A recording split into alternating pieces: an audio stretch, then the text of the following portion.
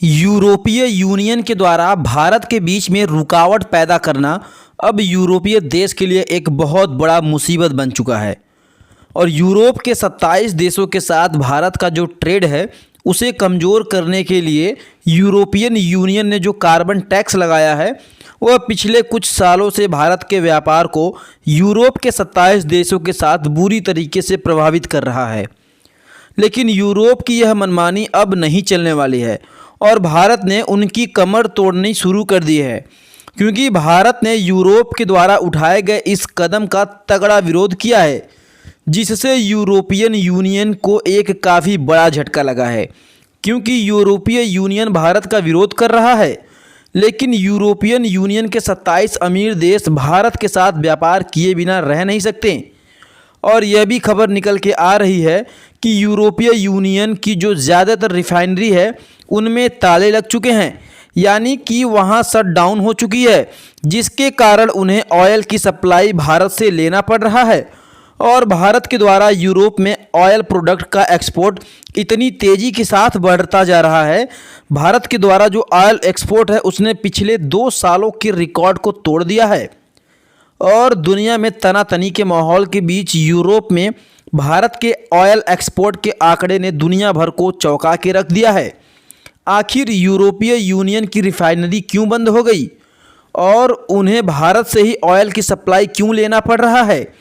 और यूरोप के देश भारत पर इतने ज़्यादा डिपेंडेंट हैं तो इसके बावजूद उनके द्वारा भारत को रोकने के कदम क्यों उठाए जा रहे हैं, ये सारी जानकारी इस वीडियो में आसान शब्दों में हम आपको बताने वाले हैं। लेकिन आगे बढ़ने से पहले इस वीडियो को एक लाइक करके चैनल को ज़रूर सब्सक्राइब कर लें। अगर आप इंटरनेशनल खबरों में रुचि रखते हैं तो ये चैनल आपके लिए बेहद ही महत्वपूर्ण है और इससे हमारी काफ़ी बड़ी मदद भी होती है। दोस्तों, दरअसल देखा जाए पिछले कई सालों से यूरोपियन यूनियन के द्वारा भारत पर कार्बन टैक्स के नाम देकर स्टील, लोहे, सीमेंट और कुछ अन्य मेटल से बने प्रोडक्ट पर विशेष प्रकार की इंपोर्ट ड्यूटी लगाई जा रही है।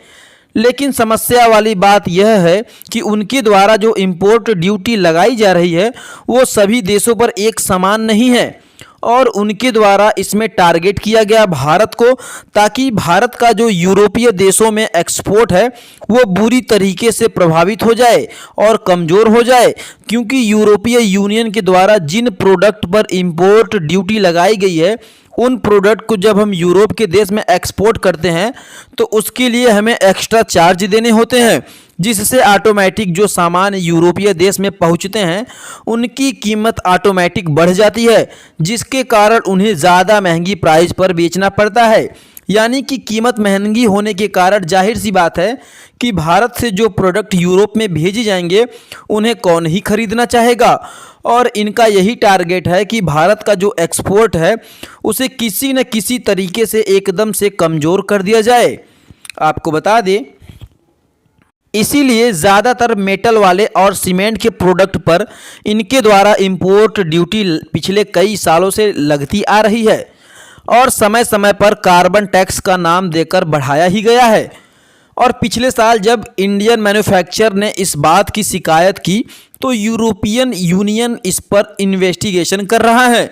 लेकिन इस इंपोर्ट ड्यूटी को कम करने का कोई निर्णय अभी तक नहीं लिया गया, बल्कि इसे 2026 से नए तरीके से लागू कर दिया जाएगा, जिससे भारत के द्वारा यूरोपियन यूनियन में जो स्टील और सीमेंट समेत कई अन्य प्रोडक्ट का यूरोपीय यूनियन में एक्सपोर्ट होता है उसमें ताला लग सकता है। इसलिए हाल ही में रिपोर्ट निकल के आ रही है कि भारत के जो फाइनेंस मिनिस्टर हैं उन्होंने यूरोपियन यूनियन के द्वारा लगाए गए इस टैक्स को एक तरफा और मनमानी बताते हुए यूरोपियन यूनियन को तगड़ी फटकार लगाई है, जिससे यूरोपियन यूनियन को एक बहुत बड़ा झटका लगा है। और अगर इसमें हम लोग शांत बैठते हैं तो कहीं ना कहीं आगे चलकर भारत को काफ़ी ज़्यादा नुकसान होने वाला है।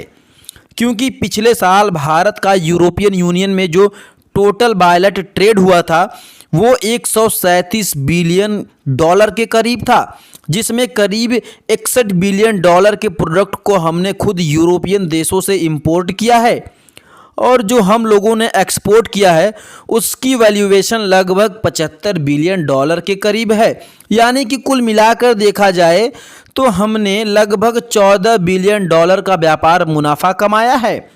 और यही एक्सपोर्ट पर आपको बता दें निर्भर करता है कि भारत की इकोनॉमी कितनी आगे जाएगी, क्योंकि इसी मुनाफा का इस्तेमाल करके हम अपने देश में विकास को काफ़ी तेज़ी के साथ आगे बढ़ा सकते हैं। लेकिन यूरोपियन यूनियन कुल मिलाकर भारत का यही प्रॉफिट घटाने की कोशिश कर रहा है। और देखा जाए तो हमारे लिए यूरोप एक बहुत ही बड़ा एक्सपोर्ट डेस्टिनेशन है, लेकिन यदि उनके द्वारा भारत पर अलग अलग तरीके की इंपोर्ट ड्यूटी लगाई गई तो इससे भारत की इकोनॉमी पर बहुत ज़्यादा असर पड़ेगा। और कहीं न कहीं यूरोपीय देशों की मंशा यही है कि भारत की जो आगे बढ़ने की रफ्तार है वो धीमी पड़ जाए। लेकिन शायद जब यूरोपियन यूनियन भारत के खिलाफ फैसला लेता है तो ये भूल जाता है कि भारत एक ऐसा देश है जहाँ से उनकी ज़रूरत भी पूरी होती है और भारत के बिना उनकी ज़रूरत भी पूरी होना संभव नहीं है।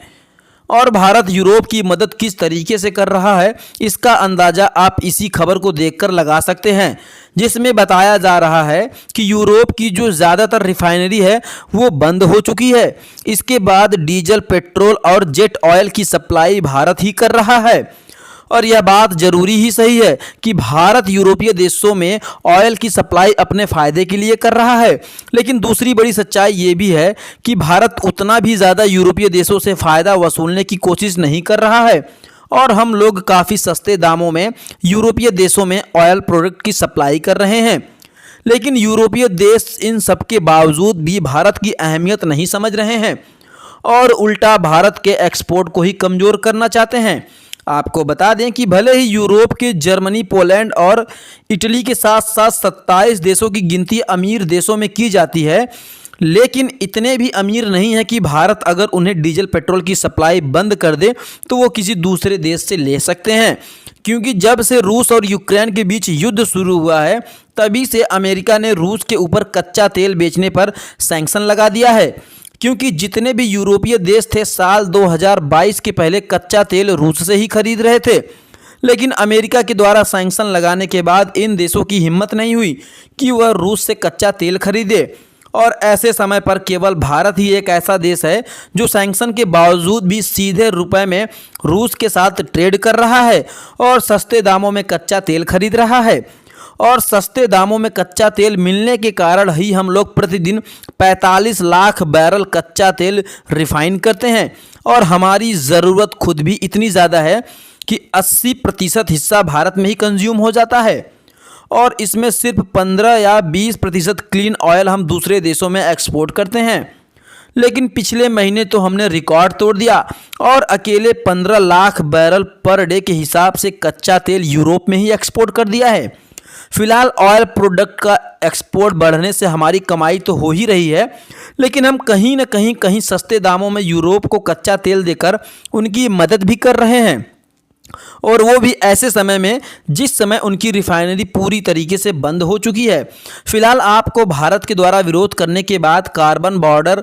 टैक्स को यूरोपियन यूनियन हटाएगा या फिर नहीं, अपनी राय कमेंट में हमें ज़रूर बताएं और इस वीडियो को एक लाइक करके अपने मित्रों तक ज़रूर शेयर करें ताकि उन्हें भी यह जानकारी मिल सके। और इसी तरह की नॉलेजेबल वीडियो देखने के लिए चैनल को सब्सक्राइब करके बेल आइकन को प्रेस कर लें ताकि ऐसे ही वीडियो का नोटिफिकेशन सबसे पहले आप तक पहुँचे। मिलेंगे अगले वीडियो में, तब तक के लिए जय हिंद।